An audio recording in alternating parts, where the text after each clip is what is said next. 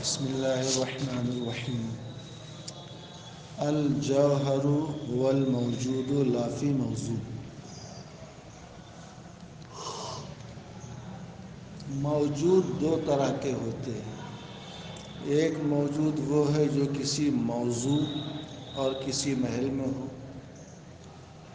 اور ایک وہ ہے جو کسی موضوع اور محل میں نہ ہو۔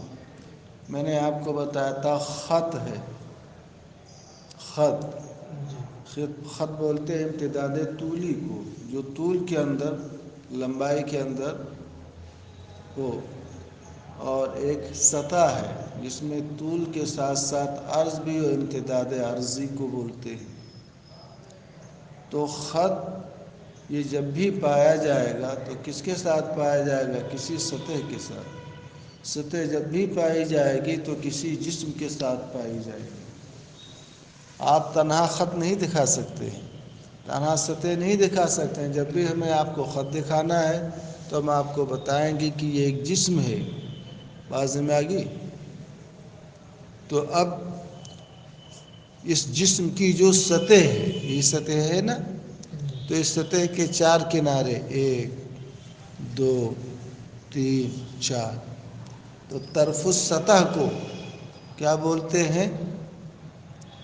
خط بولتے ہیں، اور طرف الخط کو نقطہ بولتے ہیں۔ یہ خط ہے، یہ تو اس کا ایک کونا یہ، ایک کونا یہ، صرف سمجھنے کے لیے۔ تو سطح چوڑائی کو بولتے ہیں امتداد عرضی کو، تو اس کا جو کنارہ ہوتا ہے اس کو لوگ خط بولتے ہیں، اور سطح خط کا جو کنارہ ہوتا ہے اس کو لوگ کیا بولتے ہیں؟ نقطہ بولتے ہیں۔ سطح جب بھی پائی جائے گی، ہم آپ کو سطح دکھانا چاہیں گے، جب بھی دکھائیں گے تو کسی جسم کے ساتھ۔ یہ ایک کاغذ ہے، جسم ہے کہ نہیں جسم؟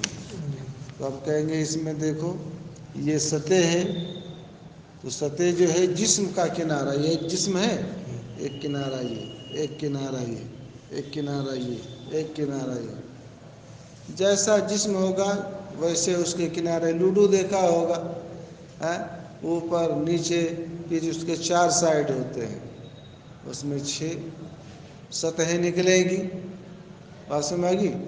اب جب 6 سطحیں نکلیں گی تو اوپر والا جو حصہ ہوگا تو 1 2 3 4 4 کنارے اس میں وہ طول کے نکلیں گے۔ سمجھ گئے نہیں سمجھ گئے؟ تو جسم الگ الگ، انڈا ہے، بات نہیں ذہن میں آ گئی؟ اس میں دیکھیں گے وہ ایک ہی سطح آپ کو نظر آتی ہے۔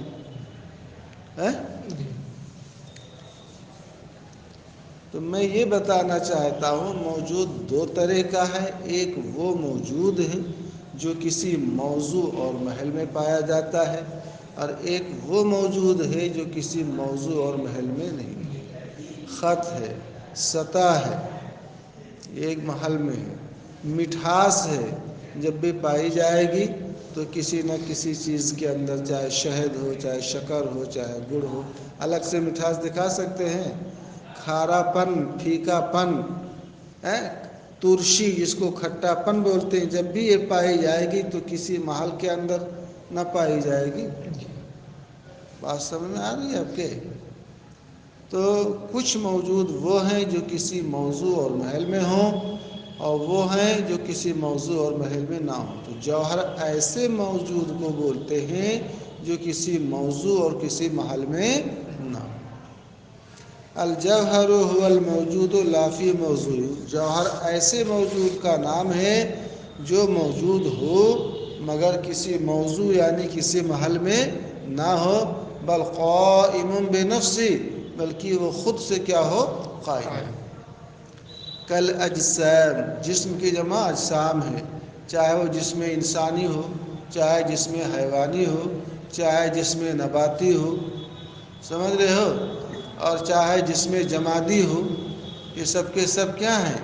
یہ موجود ہیں مگر کسی موضوع اور کسی محل میں نہیں۔ والعرض، اور دوسرا مقولہ عرض نہ ہے، عرض هو الموجود فی موضوع محل، عرض ایسے موجود کا نام ہے جو کسی موضوع یعنی کسی محل میں موجود ہے۔ والمقولات العرضیہ، اور مقولات عرض یعنی کم، کیف، اضافت، عین، مل، فعل، انفعال، متى، وضع، یہ سب مقولات عرض ہیں. سمجھ رہے ہو؟ مقولات عرض ہے. کم بولتے ہیں مقدار کو، چاہے مقدار طول میں ہو چاہے عرض میں ہو. پاس میں آگی. تو طول عرض جب بھی پایا جائے گا، طول پایا جائے گا تو کس کے ساتھ؟ سطح کے ساتھ. سطح پائی جائے گی تو کس کے ساتھ؟ جسم کے ساتھ. کیف ہے، کیفیت، جیسے بھی بتایا، مٹھاس، میٹھا پن، کھٹا پن، کھارا پن، پھیکا پن، جو بھی ہو، یہ کسی موضوع، کسی محل میں نہ ہے. اضافت، یہ مضاف اور مضاف الیہ کے ساتھ نہ پائی جاتی ہے. ایسے عین ہے، کسی مکان کے اندر ہونا. تو عین جب بھی پایا جائے گا تو کسی مکان اور کسی محل میں نہ پایا جائے گا. بات میں آ گئی. ملک ہے، بعض دن میں آ گئی، یہ بھی پائی جائے گی تو کسی شے کے اندر پائی جائے گی. فعل ہے، جب بھی پایا جائے گا تو کسی فاعل کے ساتھ پایا جائے گا. انفعال ہے، بات نہیں سمجھ میں آ گئی، تو کسی منفعل کے ساتھ پایا جائے گا، مفعول کے ساتھ. مارنا، یہ فعل ہے کس کا؟ فعل کے ساتھ قائم ہوگا. اور کاٹنا، یہ کسی قاطع فاعل کے ساتھ قائم ہوگا. بات سمجھ رہے ہو؟ اور کٹنا، یہ کسی منفعل کے ساتھ. بات سمجھ رہے ہو نہیں سمجھ رہے ہو؟ متا بولتے ہیں زمان کو.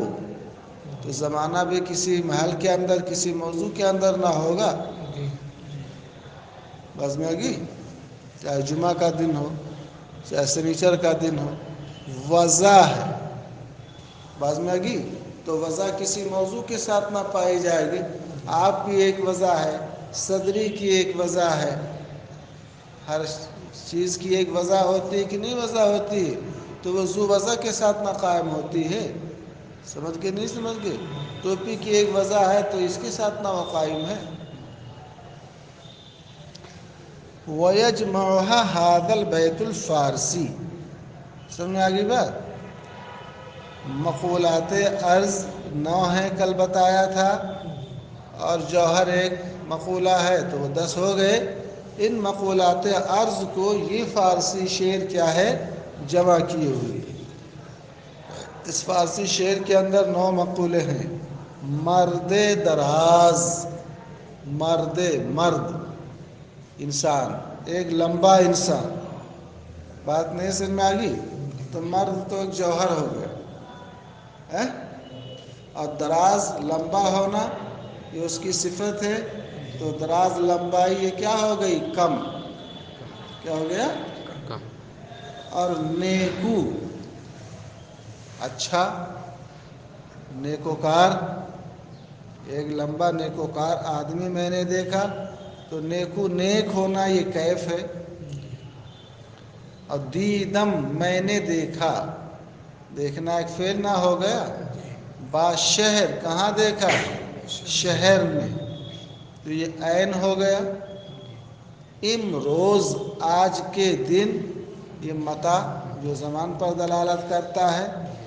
باخواستہ نشستہ، بس میں آگئی، محبوب کے ساتھ، معشوق کے ساتھ بیٹھ کر. بس میں آگئی. تو اب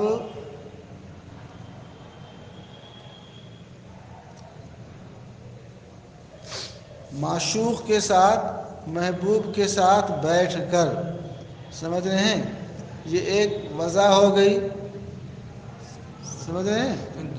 از کرد خیش فی روز،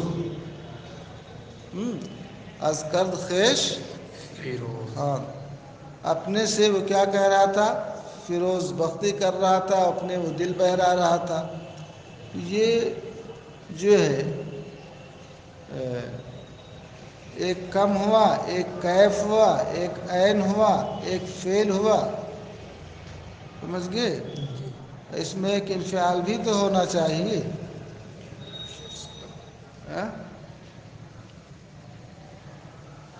نشستہ تو یہ وضع میں آ جائے گا.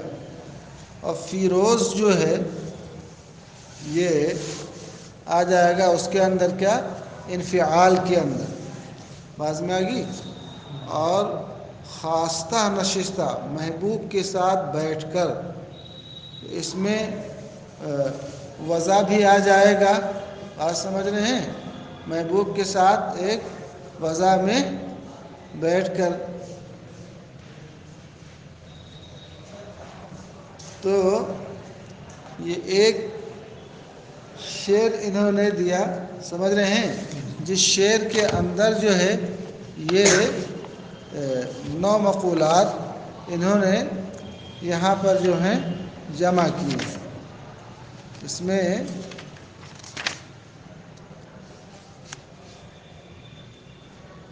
سب تعریف دیکھ لیجئے گا. یہاں پر آپ آگے کی کتابوں میں پڑھیں گے.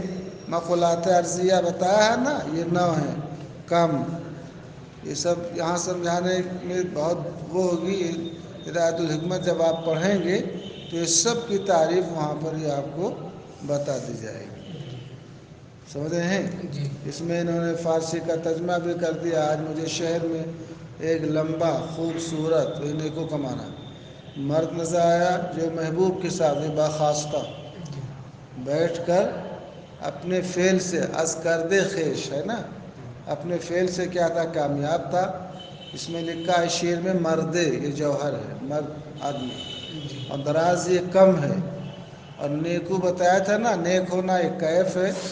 اور دیدم میں نے دیکھا، سمجھ آ گئی بات؟ دیکھنا یہ انفعال ہے.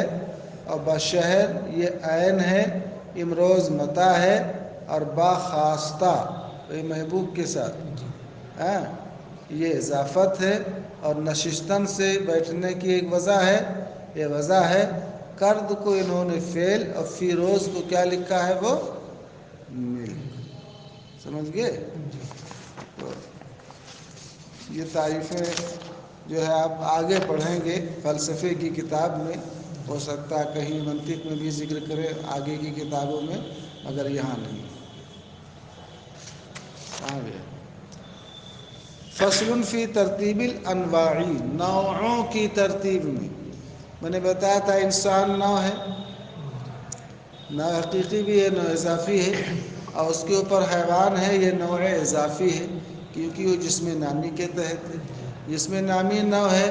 کیوں؟ یہ تحت کس کے ہے؟ یہ جسم مطلق کے. جسم مطلق نوع ہے، یہ تحت کس کے ہے؟ جوہر کے. سمجھ گئے کہ نہیں سمجھ گئے؟ تو انسان یہ نوع الانواع ہے کہ تمام نوعوں کی نوع ہے. بات میں آ گئی؟ تو اب علم ان الانواع قد تترتب، جان لیجئے کہ نوعوں میں ترتیب ہوتی ہے متنازلتاً، نیچے کی طرف نزول کرتے ہوئے. ظاہر سی بات ہے کہ جو کسی کے تحت ہو اس کو نہ کہا تھا نوع. اس عام کو کہتے، اس خاص کو کہتے ہیں جو کسی عام کے تحت ہو. بات میں آ گئی؟ فالنوع قد يكون تحته نوع ولا يكون فوقه. انسان نوع ہے، اس کے نیچے نوع نہیں ہے، بلکہ اس کے تحت افراد ہیں، اشخاص ہیں، مگر اس کے اوپر نوع ہے کہ نہیں نوع ہے؟ حیوان ہے. اور حیوان ایک نوع ہے، نوع اضافی نہ ہے، جس کے اوپر بھی جسم نامی نوع ہے اور اس کے نیچے انسان نوع ہے.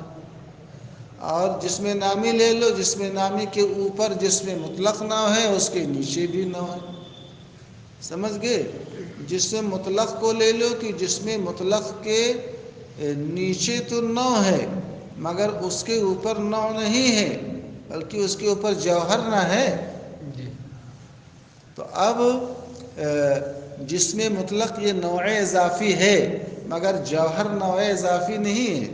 اس لیے کہ نوع اضافی اس کو کہتے ہیں جو کسی کے تحت ہو، جوہر کے اوپر کوئی ہے ہی نہیں کہ وہ کسی کے تحت ہو. تو نوعوں میں کبھی ترتیب ہوتی ہے نیچے کی طرف اترتے ہوئے. تو فرماتے ہیں فالنوع قد يكون تحته نوع، نوع کبھی اس کے نیچے نوع ہوتی ہے، ولا يكون فوقه نوع، اور اس کے اوپر کوئی نوع نہیں ہوتی. یہی تو نوع عالی ہے. جیسے جس سے مطلق ہے اس کے نیچے تو نوع ہے مگر اس کے اوپر نوع نہیں ہے، بلکہ جوہر و کیا ہے، جنس ہے. وقد يكون تحته نوع وفوقه نوع، اور کبھی اس کے نیچے نوع ہوتی ہے اور اس کے اوپر بھی نوع ہوتی ہے. یہ نوع متوسط ہے. نوع متوسط جانتے ہو، جس میں نامی ہے اور حیوان ہے. یہ نوع متوسط کا مطلب اوپر بھی ہو نیچے بھی ہو. تو جس میں نامی کے اوپر جس سے مطلق ہے اس کے نیچے حیوان ہے، حیوان کے اوپر جس میں نامی ہے اس کے نیچے انسان ہے. نوع متوسط سمجھ گئے، جیسے جس میں نامی اور حیوان. وقد لا يكون تحته نوع، اور کبھی اس کے نیچے نوع نہیں ہوتی اور اس کے اوپر نوع ہوتی ہے. جیسے انسان ہے اس کے نیچے نوع نہیں ہے مگر اس کے اوپر حیوان کیا ہے، نوع اضافی ہے. سمجھ گئے کہ نہیں سمجھ گئے؟ یہی نوع سافل کہلاتی ہے. تو انسان کیا ہے، نوع سافل، اور جس سے مطلق کیا ہے، نوع عالی، اور جس میں نامی اور حیوان نوع متوسط. دیکھا آپ نے. وَيُقَالُ لَهُ نَوْعُ الْأَنْوَاعِ أَيْضًا، اور اس کو نوع الانواع بھی کہا جاتا ہے کہ انسان تمام نوعوں کی کیا ہے، یہ نوع. بس سمجھ گئے کہ نہیں سمجھ؟ تو نو سمجھ گئے. نوع عالی کون ہے؟ جوہر ہے. نوع عالی جو ہے وہ جس میں مطلق ہے. سمجھ گئے؟ کیا کہا کہ لا يكون فوقه نوع، نیچے نوع ہو اس کے اوپر نوع نہ ہو. تو ہم نے بتایا جس سے مطلق کے اوپر نوع نہیں ہے، کیا ہے، جوہر ہے. تو جوہر نوع ہے. نوع کے لیے ہونا چاہیے کہ اس کے اوپر کوئی ہو اور وہ کسی کے نیچے ہو. سمجھ گئے؟ تو جس میں مطلق تو نیچے ہے جوہر کے، مگر جوہر کسی کے نیچے ہے، کسی کے تحت ہے.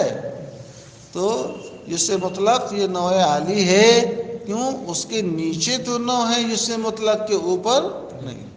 اور متوسط آسان ہے کہ اوپر نیچے دونوں ہو. تو جس میں نامی اور جو حیوان اس کے اوپر نیچے ہیں، کہ جس میں نامی کے اوپر جس سے مطلق اس کے نیچے حیوان، حیوان کے اوپر جس میں نامی اس کے نیچے انسان. اور انسان جو ہے یہ نوع سافل ہے کہ اس کے نیچے نوع نہیں ہے، اس کے اوپر ہے. سمجھ گئے؟ اسی کو نوع الانواع بھی کہتے ہیں.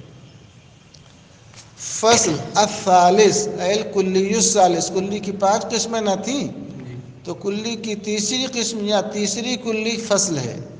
وَهُوَ كُلِّيٌّ مَقُولٌ عَلَى الشَّيْءِ فِي جَوَابِ أَيُّ شَيْءٍ هُوَ فِي ذَاتِهِ، ایسے کلی ہے جو ایُّ شَيْءٍ هُوَ فِي ذَاتِهِ کے جواب میں کسی شے پر محمول ہو. اس سے پہلے کبریٰ میں بتایا تھا ایُّ شَيْءٍ هُوَ فِي ذَاتِهِ کہو چاہے ایُّ شَيْءٍ هُوَ فِي جَوْهَرِهِ کہو، بات ایک ہے. جوہر اور ذات کیا ہے، وہ ایک ہے. جو ایُّ شَيْءٍ هُوَ فِي ذَاتِهِ کے جواب میں محمول ہو.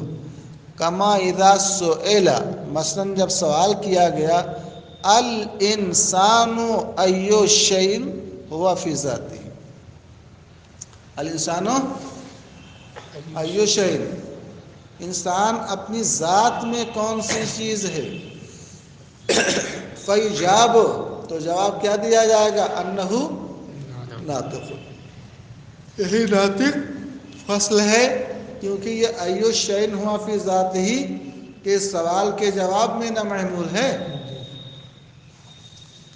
وَهُوَ قسمان، فصل کی کئی قسمیں ہیں، 2 قسمیں. احدہما قریب والثانیہما بعید، ایک فصل قریب ہے اور ایک فصل بعید ہے. فصل قریب کس کو کہتے ہیں؟ هو الممیز عن المشارکات فی الجنس القریب. فصل قریب اس کو کہتے ہیں، ہم نے بتایا تھا کبریٰ میں بہت تفصیل کے ساتھ، کسی بھی ماہیت کی فصل قریب وہ ہے جو اس ماہیت کی جنس قریب میں تمام شرکا سے ممتاز کر دے. مثلا انسان ایک ماہیت ہے، اس کی فصل قریب ناطق ہے. کیوں؟ اس لیے کہ ناطق انسان کو اس کی یعنی انسان کی جن سے قریب حیوان نہ ہے. انسان کی جن سے قریب کون ہے؟ ہم نے کہا انسان کس کو کہتے ہیں، تو آپ نے کہا حیوان. تو اب حیوان کے سارے افراد نہ انسان میں شامل تھے، اور جب کہہ دیا ایسے حیوان کو کہتے ہیں جو ناطق ہو، تو ناطق کی قید نے انسان کے علاوہ جتنے افراد تھے سب سے ممتاز کر دیا کہ نہیں کر دیا؟ تو ناطق یہ انسان کی فصل قریب ہے، کیونکہ انسان کی جن سے قریب حیوان میں انسان کے جتنے شریک افراد سے سب سے اس نے اس کو کیا کر دیا؟ ممتاز کر دیا. سمجھ گئے کہ نہیں سمجھ گئے؟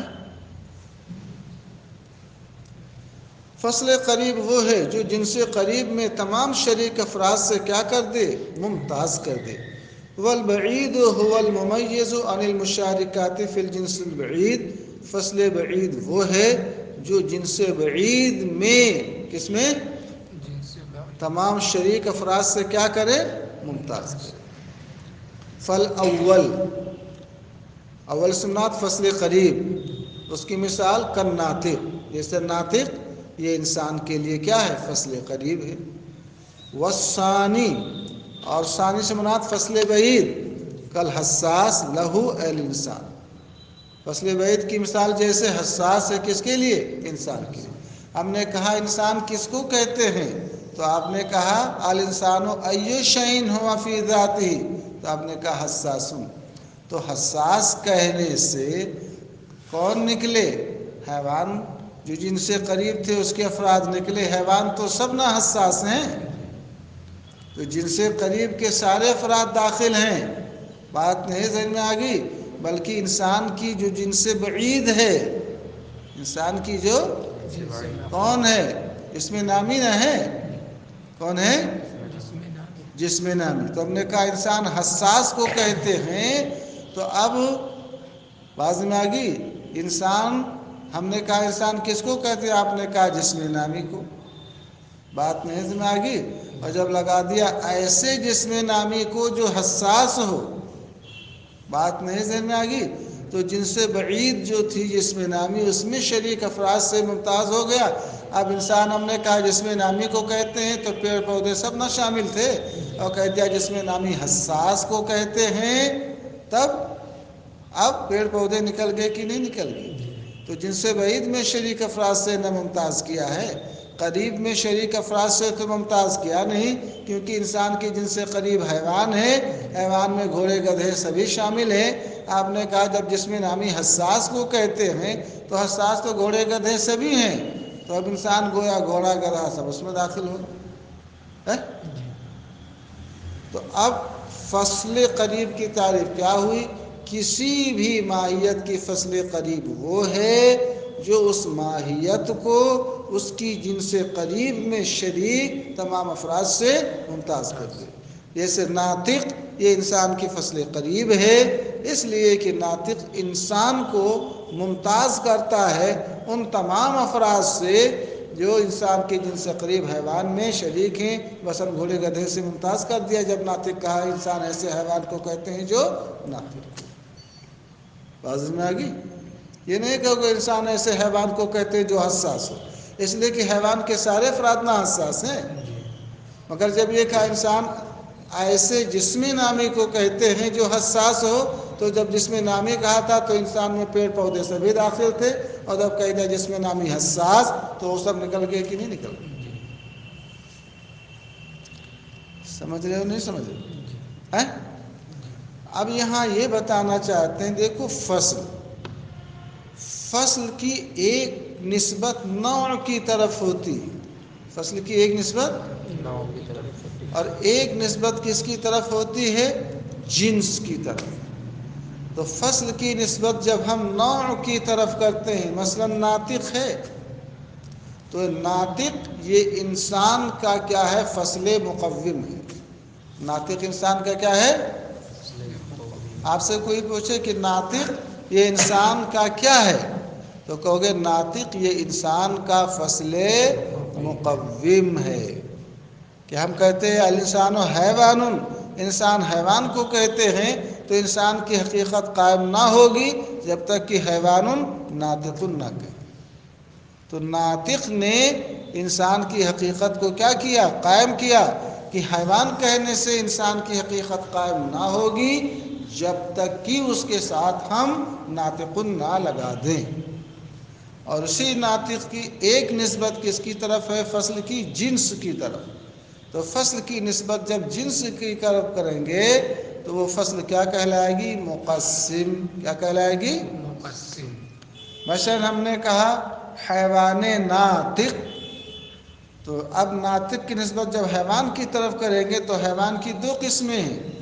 ایک قسم وجودی حیوان ناطق اور ایک قسم عدمی حیوان غیر ناطق. حیوان ناطق اور حیوان لیس بناطق. گویا حیوان کی دو قسمیں ہیں، ایک وہ حیوان جو ناطق ہو اور دوسرے وہ حیوان جو ناطق. حیوان ناطق تو صرف انسان ہے، غیر ناطق گھوڑے گدھے سے بھی. بات ذہن میں آ رہی ہے؟ وَلِلْفَصْلِ نِسْبَةٌ إِلَى النَّوْعِ، فصل کی ایک نسبت نوع کی طرف ہے.